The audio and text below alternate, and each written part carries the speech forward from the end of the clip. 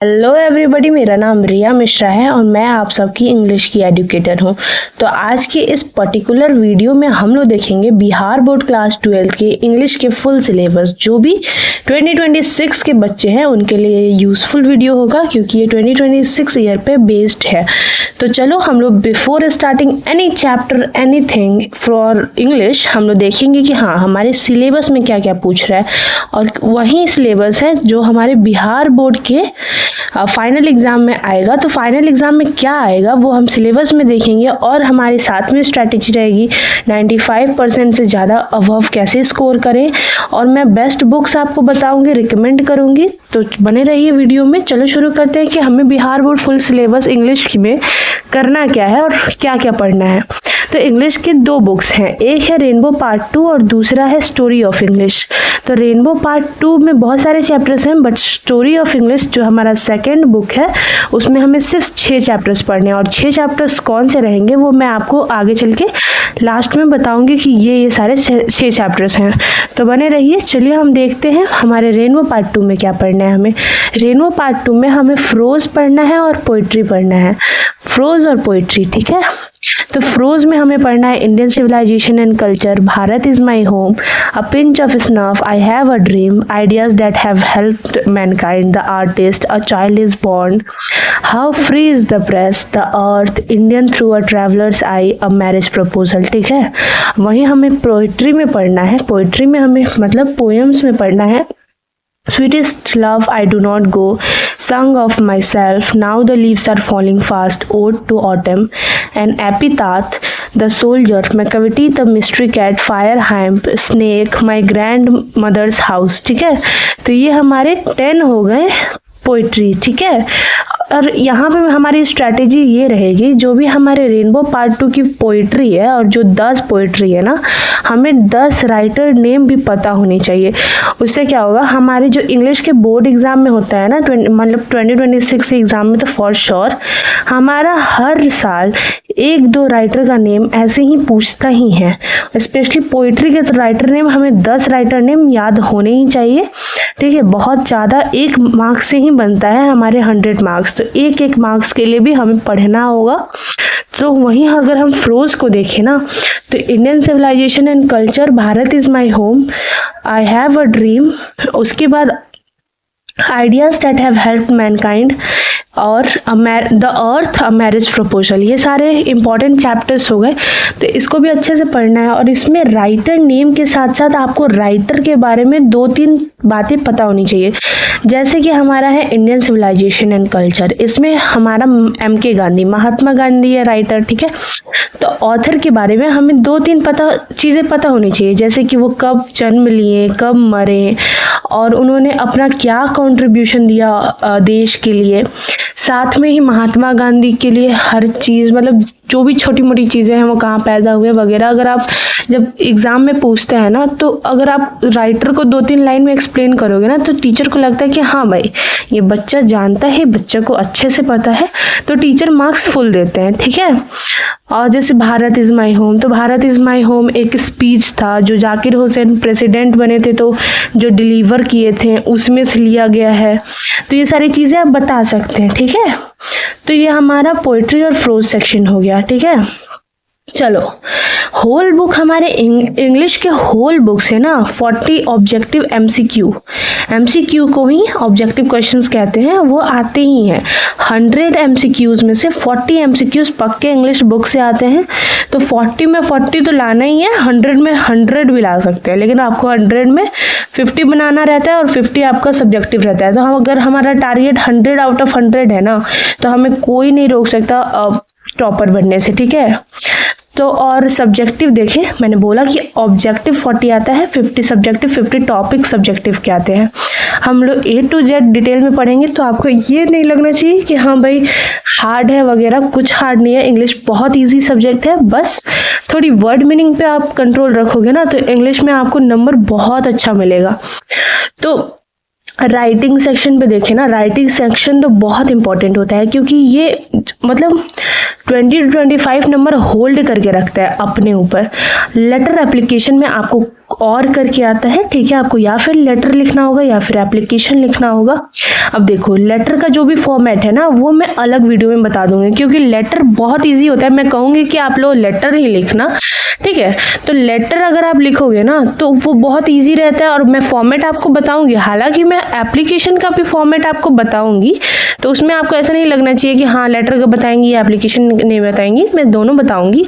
बाकी आप डिसाइड कर लेना। और करके लिखना रहता है, मैंने लेटर ही चूज करा है कि हाँ लेटर बहुत ईजी होता है, एप्लीकेशन उससे ज़्यादा ईजी होता है, दोनों ईजी होता है। मैं दोनों का फॉर्मेट आपको एक स्पेशल वीडियो जिसपे मैं लेटर फॉर्मेट एप्लीकेशन फॉर्मेट पक्का से बनाऊंगी, आपको डिलीवर जरूर होगा। ऐसे की बात करें ना तो ऐसे हमारा 8 मार्क्स कैरी करता है, और 8 मार्क्स बहुत इंपॉर्टेंट होता है। अब ऐसे में ये हमारी स्ट्रैटेजी रहती है ना, तो उसमें लिखा रहता है 200 to 250 वर्ड्स ओनली, ठीक है। लेकिन हमें 200 to 250 वर्ड्स नहीं लिखने हैं। हमारे बिहार बोर्ड में हम सबको पता है कि वो राइटिंग पे कितना मतलब देखते हैं, हाँ ये बच्चा लिखा है, इसने बहुत अच्छे से बताया है चीज़ों को।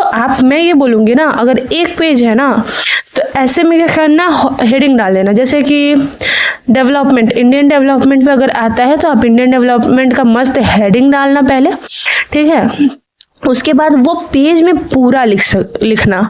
वो पूरे में क्या लिखना है, आपको डीप अंडरस्टैंडिंग होनी चाहिए, कॉन्सेप्चुअल चीज़ें आपकी बहुत अच्छी होनी चाहिए।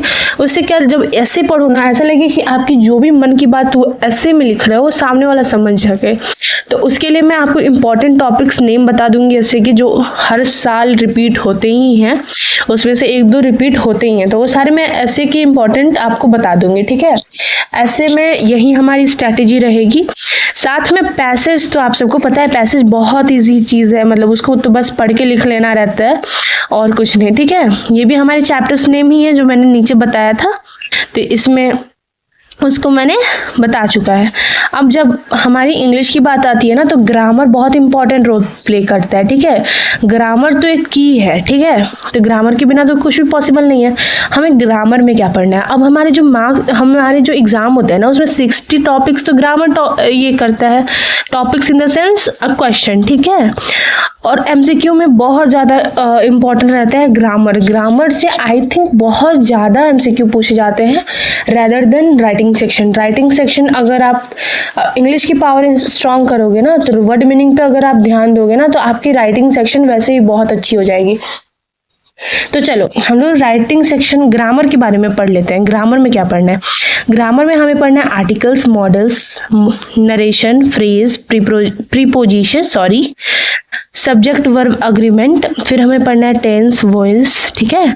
हमें एंटोनिम, सिनोनिम, पर्यायवाची, विलोमवाची, गिव वन वर्ड, ऐसे राइटिंग। मैंने आपको बोला ऐसे राइटिंग 8 मार्क्स कैरी करता है। ऐसे राइटिंग बहुत इंपॉर्टेंट है। और लेटर और एप्लीकेशन बहुत इंपॉर्टेंट। दोनों का फॉर्मेट वीडियो मैं आपको दे दूंगी, आप दोनों देख सकते हो। उसके लिए आपको चैनल पे स्टे ट्यून्ड रहना होगा, क्योंकि इंग्लिश की बहुत सारी वीडियोस होंगी, बहुत डीप नॉलेज की वीडियो भी होंगी जो आपको हेल्प करेंगी आपको टॉपर बनने से, 95+ स्कोर करने से। तो हमारे जो राइटिंग सेक्शन वाले पार्ट आते हैं ना, तो सब्जेक्टिव पार्ट जिसको कहते हैं, उसमें फ्रोज एक्सप्लेनेशन 4 मार्क्स का या फिर और पोइट्री एक्सप्लेनेशन 4 मार्क्स का देता ही है, ठीक है। तो फ्रोज क्या हुआ, फ्रोज ऊपर जो मैंने बोला ना, Indian civilisation and culture, Bharat is my home, a pinch of snuff, I have a dream, ये सारे फ्रोज में आते हैं। और पोइट्री में हमारे पोएम्स वगैरह आते हैं, now the leaves are falling fast, ode to autumn and epithet, ये सारे जो हैं वो पोइट्री में आते हैं, ठीक है। तो और करके देगा, और या फिर 2 लाइन दे देगा, आपको बोलेगा कि पूरा लिखो और समझाओ, या फिर बोलेगा कि समरी बताओ। अब जैसे फ्रोज का एक्सप्लेनेशन तो पूछेगा ना, फ्रोज एक्सप्लेनेशन दे दिया इंडियन सिविलाइजेशन एंड कल्चर, अब बताओ, ठीक है। तो उसमें आप क्या बताओगे, सबसे पहले तो आप अपना ऑथर को डिस्क्राइब करना, ठीक है। जैसे आप डिस्क्राइब कर सकते हो, in this chapter, in this prose, Indian civilisation and culture written by Mahatma Gandhi, he is born in Porbandar, Gujarat, वगैरह वगैरह। आप उनके बारे में एक्सप्लेन कर सकते हो, उनकी क्या कंट्रीब्यूशन रही। ऊपर की शुरुआत आप राइटर्स करना, बीच की शुरुआत आप क्या करना, चैप्टर की समरी लिख देना, ठीक है, कि हाँ वो क्या कहता है, हमारे इंडियन कल्चर कैसे वेस्टर्न से बेटर है, ये सारी चीज़ें। और पता है है। इंग्लिश में सबसे ज़्यादा इंपॉर्टेंट प्ले करता है कि आपकी क्या नॉलेज है। बुक्स में सारी चीज़ें लिखी रहती है, लेकिन आप उस चैप्टर से क्या समझते हो वो चीज़ आती है एक्सप्लेन करने की। आप अपने टर्म में एक्सप्लेन करोगे ना तो वो टीचर ज़्यादा समझेगा कि हाँ ये बच्चे में कोई तो बात है, ठीक है। समरी की बात करें तो 5 मार्क्स की समरी आती है, ठीक है। यही एक्सप्लेनेशन आएगा या फिर समरी आएगी। समरी में भी आपको कुछ पूछ देगा, भारत इज माय होम का समरी बताओ वगैरह वगैरह। समरी में आपको पोइट्री भी पूछते हैं तो आप उसका भी ध्यान रखेंगे, ठीक है। अनसीन पैसेज बहुत इजी होता है, बहुत लास्ट में आता है, तो अनसीन पैसेज का कोई लोड ही नहीं है। बस आपको पैसेज पढ़ना है, एक लाइन का और एक मार्क्स का वो देता है और उसको बस आपको लिख लेना है। अनसीन पैसेज बहुत इजी है, उसमें आपको टेंशन लेने की ज़रूरत है ही नहीं, फिर भी मैं बता दूंगी, ठीक है, कैसे क्या करना है। स्टोरी ऑफ इंग्लिश में हमें पढ़ना है ना old English, middle English, modern English, ठीक है। फिर हमें पढ़ना है English as a world language, English of English drama, story of the novel in English, ठीक है। ये सारे हमारे सेकेंड बुक जो है स्टोरी ऑफ इंग्लिश, इसके चैप्टर्स हैं और इसके 6 चैप्टर्स हैं, तो इसमें इतना लोड लेने की ज़रूरत नहीं है। अगर आपका रेनबो पार्ट 2 स्ट्रॉन्ग है ना तो आपको किसी चीज़ का लोड लेने की ज़रूरत नहीं है, और वो मैं स्ट्रॉन्ग आप लोग कर दूंगी, आप लोग टेंशन नहीं लें, ठीक है। इंग्लिश तो यहाँ पे ना आपको बहुत ही अफोर्डेबल दाम में, बहुत ही कम फी में आपको इंग्लिश का सारा संपूर्ण कोर्स मिल जाएगा। मैथ्स बोल रही हूँ, साइंस, कॉमर्स, आर्ट्स सबके लिए है, तो आप ज़रूर से ज़रूर यहाँ पे देख लें, विजिट ज़रूर कीजिएगा। बाकी बात रही ना क्रिएटिव राइटिंग, ये मैंने बताया कि जब भी आप समरी लिख रहे हो या किसी चीज़ की एक्सप्लेनेशन दे रहे हो ना तो आपको कॉन्सेप्ट आपकी एक तो क्लियर होनी चाहिए बहुत अच्छी से आपको, और डीप अंडरस्टैंडिंग होनी चाहिए कि हाँ आप क्या लिख रहे हैं, ठीक है। तो क्रिएटिव राइटिंग स्किल्स उसी को कहते हैं। वो सारी चीज़ें हो गई, और टॉपिक्स तो मैंने बताई थी। ग्रामर से 60 आता है, बुक से 40 आता है, मार्क्स आपके 50 होते हैं, मतलब ऑफ कोर्स आपको 100 में 50 का बनाना रहता है, बाकी सब्जेक्टिव होते हैं, ठीक है। 100 ऐसे 8 into 1 यानी 8 मार्क्स का होता है। एक्सप्लेनेशन फ्रोज का 4 मार्क्स का होता है और पोइट्री का 4 मार्क्स का होता है, आपको कोई एक ही देना होगा। लेटर या एप्लीकेशन में आपको कोई एक ही लिखना है और वो 5 मार्क्स का होता है। शॉर्ट्स नोट्स आपके 5 क्वेश्चंस होते हैं 2 मार्क्स वाले, ठीक है। समरी हो गया, ट्रांसलेशन हो गया, स्टोरी ऑफ इंग्लिश, ये सब में कोई चीज़ को समराइज करने के लिए आपको 5 में मार्क्स के देते हैं, ठीक है। तो आपको इतना मैंने सारी चीज़ें अच्छे से बता दी हैं, तो आपको इतनी टेंशन लेने की ज़रूरत नहीं है, ठीक है। बाकी जो भी चीज़ें हैं ना, आप BSB करियर यहाँ से जुड़ सकते हो, यह हमारा ऑफिशियली आप गूगल पे सर्च कर सकते हो BSB करियर, ठीक है। और यहाँ पे पूरी तरीके से आप नॉलेज पा सकते हो। यहाँ पे हर दिन टेस्ट वगैरह होते ही हैं, तो उसमें आप टेस्ट दे सकते हैं, ठीक है। और आप देख सकते हैं टेस्ट देके कि आपको कितने मार्क्स आ रहे हैं, आपको मार्क्स भी बताया जाता है, इंस्टेंट रिजल्ट भी आता है, तो आप टेस्ट भी ट्राई कर सकते हैं। बाकी ये हमारा होम पेज है, आप एक बार और देख लें। ये देखें, ये गूगल से मैंने लिया है, ये हमारा आप गूगल पे सर्च करोगे ना तो आपको मिल जाएगा। 6 to 12 हर क्लास के लिए होता है, लेटेस्ट अपडेट मिलते हैं, जो भी नोटिफिकेशन आउट होता है उसके लिए। साथ ही में हमारा टेलीग्राम पे चैनल है, उसको आप ज्वाइन कर लीजिएगा। मैं बताती हूँ चैनल BSEBCAREER